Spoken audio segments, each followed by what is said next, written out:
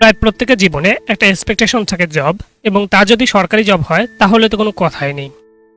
যারা computer science and engineering ফ্যাকাল্টিতে অধ্যয়নরত রয়েছেন বা অধ্যয়ন শেষ করেছেন, তাদের জব সেক্টরকে সামনে রেখে এই ভিডিওটি সাজানো হয়েছে। এই ভিডিওতে ধারাবাহিকভাবে আলোচনা করা হবে কম্পিউটার সায়েন্স অ্যান্ড ইঞ্জিনিয়ারিং ফ্যাকাল্টির জন্য জব সেক্টর, সিলেবাস ও পরীক্ষা পদ্ধতি, আবেদনের যোগ্যতা, বেতন, সর্বশেষ কোন বইগুলো কার্যকরী ভূমিকা পালন করতে পারে সরকারি চাকরির জন্য। তা চলুন শুরু করি।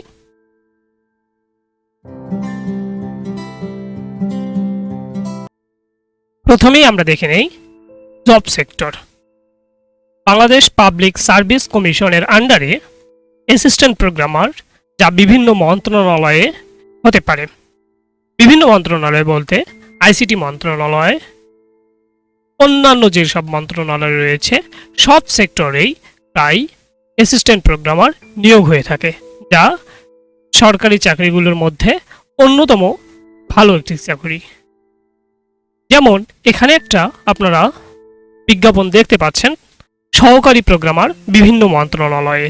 এখানে 114 জন নিয়োগ দেওয়া হবে।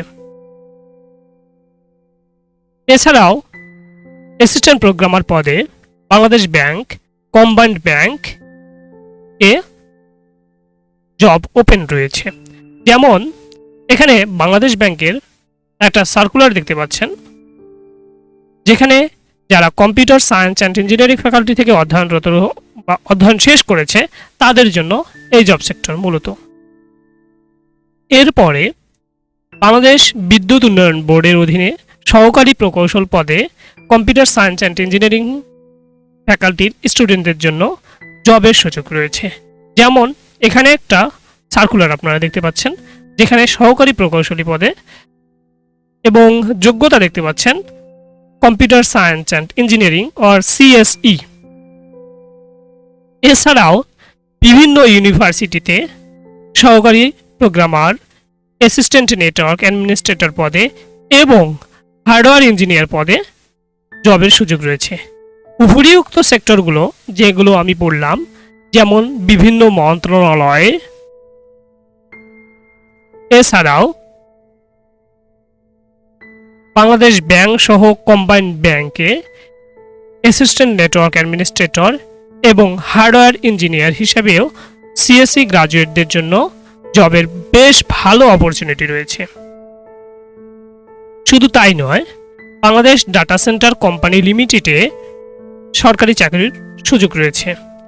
এছাড়াও বাংলাদেশ টেলিটক কোম্পানি এও সরকারি চাকরির সুযোগ রয়েছে। বিভিন্ন পলিটেকনিক ইনস্টিটিউটে লেকচারার পদে CSE গ্রাজুয়েটদের জন্য জবের অপরচুনিটি রয়েছে। এরপরে আসি আপনাদের কাঙ্ক্ষিত BCS এ আইসিটি ক্যাডার হিসেবে CSE গ্রাজুয়েটদের জন্য বেশ ভালো জবের অপরচুনিটি রয়েছে। তাহলে আমরা সর্বোপরি বলতে পারি, আমাদের CSE গ্রাজুয়েটদের জন্য বিভিন্ন মন্ত্রণালয়ে বাংলাদেশ ব্যাংক, কম্বাইন্ড ব্যাংক, পল্লী বিদ্যুৎ, data centre company, Teletalk company, এছাড়াও রূপপুর পারমাণবিক কেন্দ্র সহ অনেক সরকারি জবের অপরচুনিটি রয়েছে। এছাড়া যেগুলো স্বায়ত্তশাসিত কোম্পানি রয়েছে, ডেস্কো, নেস্কো, এগুলোতে বেশ ভালো অ্যামাউন্টের স্যালারি সহ CSE গ্রাজুয়েটদের জন্য সরকারি জবের অপরচুনিটি রয়েছে। এখন তাহলে আসি সরকারি জবে সিলেবাস ও পরীক্ষা পদ্ধতি কেমন হয়। এটা আসলে নির্ভর করে জবের উপর, বাট কমন কিছু বিষয় রয়েছে। বাংলা, ইংরেজি সাধারণ জ্ঞান এবং CSE সম্পর্কিত প্রশ্ন সব জব সেক্টরেই থাকবে। এছাড়াও কোনো কোনো জব সেক্টরে IQ রিলেটেড কিছু প্রশ্ন থেকে থাকে, যেগুলো ডেডিকেটেড CSEদের জন্য। সেই জব সেক্টরগুলোতে CSE সম্পর্কিত প্রশ্নাবলী বেশি থাকে। ওকে, এখন আমরা আলোচনা করি আবেদনের যোগ্যতা কি কি লাগতে পারে CSE গ্রাজুয়েটদের জন্য। কোনো স্বীকৃত বিশ্ববিদ্যালয় থেকে স্নাতক বা স্নাতকোত্তর পাস।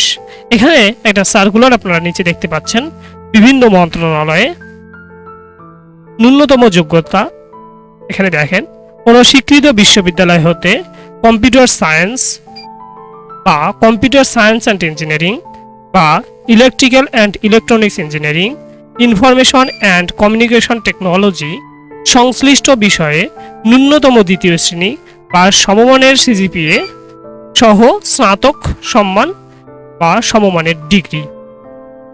এখানে 114টি পদ রয়েছে সিএসইদের জন্য। তাহলে আপনারা একটা সম্মুখ ধারণা পেলেন, আপনারা যারা প্রাইভেট বা পাবলিক বিশ্ববিদ্যালয় থেকে কম্পিউটার সায়েন্স অ্যান্ড ইঞ্জিনিয়ারিং ফ্যাকাল্টিতে বিএসসি কমপ্লিট করতেছেন, তাদের অবশ্যই অন্যান্য জব সেক্টরে আবেদন করতে পারবেন, যেগুলো সিএসসির সঙ্গে রিলেটেড।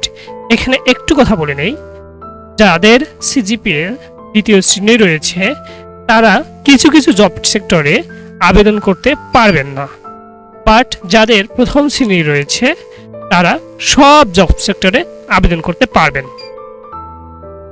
কিন্তু আরেকটু বলে নেই, যাদের প্রথম শ্রেণী বা দ্বিতীয় শ্রেণীও রয়েছে অধিকাংশ সরকারি জবে তারা আবেদন করতে পারবে। ওকে, এখন আমরা একটু আলোচনা করি যে বেতন কিরকম হতে পারে।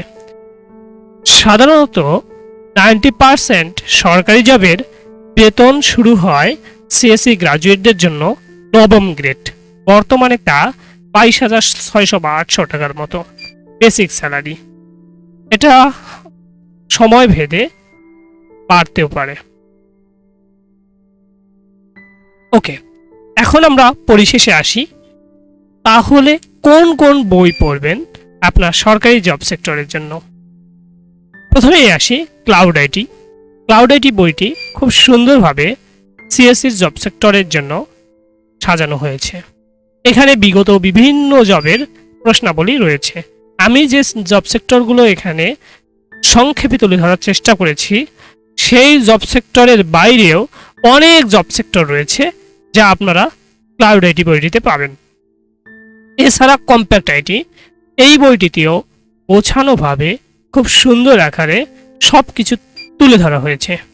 আশা করি যারা সিএসসি সম্পর্কিত সরকারি জবে প্রিপারেশন নিবে তাদের এই দুটি বই খুবই কার্যকরী ভূমিকা পালন করবে। অন্য বই বাজারে থাকতে পারে, আপনারা সেটাও ফলো করতে পারেন। ধন্যবাদ। আশা করি এই ভিডিওটি যারা সিএসসি অনার্স শেষ করেছেন তাদের জন্য খুবই উপকার হয়েছে।